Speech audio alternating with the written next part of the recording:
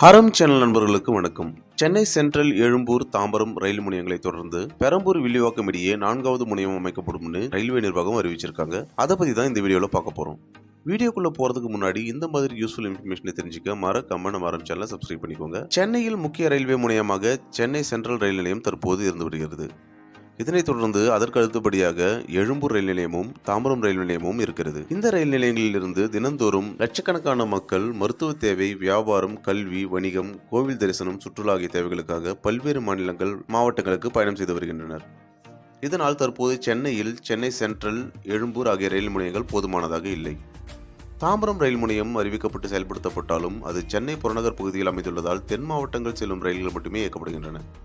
இதனால் சென்னையின் மையப்பகுதியில் புதிய 4வது ரயில் முனையம் அமைக்க வேண்டிய அவசியம் உள்ளது. இந்நிலையில் இதற்கு அடுத்து முக்கிய ரயில்வே முனையமாக வில்லிவாக்கம் அமையும் என முதலில் தகவல் வெளியானது. ஆனால் நிலம் கையகப்படுத்தும் பணியில் போதிய இடம் அங்கு கிடைக்கவில்லை. வில்லிவாக்கம் முனையமாக மாற்றுவதில் சிக்கல் நீடித்தது. இதனைத் தொடர்ந்து வேறு ஒரு இடத்திற்கு தெற்கு ரயில்வே சார்பில் தேடிக் கொண்டிருந்த நிலையில் பெரம்பூரில் புதிய ரயில் முனையம் அமைக்கப்படும் என்று தெரிவிக்கப்பட்டது. பெரம்பூர் லோகோ ஒர்க்ஸ் அருகே உள்ள ரயில்வே கிடங்கை அகற்றிவிட்டு காலியாக உள்ள நூற்றுக்கணக்கான ஏக்கர் பரப்பளவு கொண்ட ரயில்வே துறைக்கு சொந்தமான இடத்தை பயன்படுத்தி பெரம்பூர், வில்லிவாக்கம் இடையே சென்னையின் 4வது ரயில் முனையம் அமைக்க திட்டமிடப்பட்டுள்ளது. இந்த ரயில் நிலையம் 428 கோடி ரூபாய் திட்ட மதிப்பீட்டில் பணிகள் மேற்கொள்ளப்பட உள்ளது. ஏற்கனவே வடமாநிலங்களுக்கு செல்லும் ரயில்கள் பெரம்பூரில் நின்று கும்மிடிப்பூண்டி மார்க்கமாக செல்கிறது. அதேபோல் பல்வேறு ரயில்கள் பெரம்பூரில் நின்றுதான் செல்கிறது.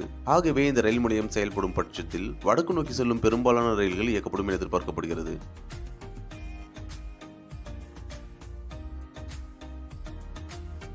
ஆனால் இது குறித்து ரயில் பயணிகள் சங்கத்தினர் ராயபுரத்தில் ரயில் முனையம் அமைவதற்கு போதுமான இடம் இருக்கிறது, சென்ட்ரலில் இருந்து டெல்லி வரை இயக்குவதற்கும் சென்ட்ரலில் இருந்து அரக்கோணம் செல்வதற்கும் அதனை பயன்படுத்திக் கொள்ளலாம் எனவும், ராயபுரம் அல்லது தண்டையார்பேட்டையை 4வது முனையமாக மாற்றலாம், தண்டையார்பேட்டையில் 200 ஏக்கர் வரை இடம் இருப்பதாகவும் அதை பயன்படுத்தலாம் எனவும் தெரிவித்தனர்.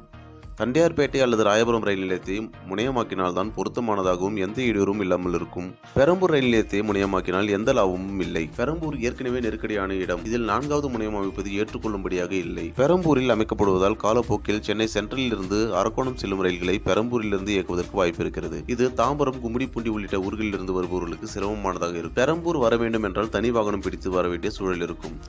ஆனால் ராயபுரம் அல்லது தண்டையார்பேட்டையில் அமைத்தால் ஒரே ரயிலில் வந்துவிடலாம் எனவும் தெரிவித்துள்ளனர். ஆனால் 4வது முனையம் பெரம்பூரில் அமைக்கப்படும் பட்சத்தில் தற்போது 2ஆம் கட்ட மெட்ரோ பணிகள் பெரம்பூர் மற்றும் வில்லிவாக்கம் ஆகிய ரயில் நிலையங்களை இணைக்கும் வகையில் நடந்து வருவதால் எளிதில் அருகில் உள்ள இடங்களுக்கு மெட்ரோவை பயன்படுத்திக் கொள்ளலாம். அதேபோல் எக்ஸ்பிரஸ் ரயில்கள் பெரம்பூரில் இருந்து சென்னை சென்ட்ரல் ரயில் நிலையம் உள்ளே செல்லவே அதிக நேரமாகிறது. இதனால் பலர் பெரம்பூரில் இறங்கி புறநகர் ரயில்களில் பயணிக்கின்றனர். பெரம்பூர் ரயில் நிலையம் அருகே 4வது ரயில் முனையமாக்கப்பட்டால் சென்ட்ரலில் இட நெருக்கடி குறையும். இந்த இன்ஃபர்மேஷன் உங்களுக்கு பிடிச்சிருந்தால் லைக் பண்ணுங்க, மறக்காம உங்க ஃப்ரெண்ட்ஸ் அண்ட் ஃபேமிலிக்கு ஷேர் பண்ணுங்க.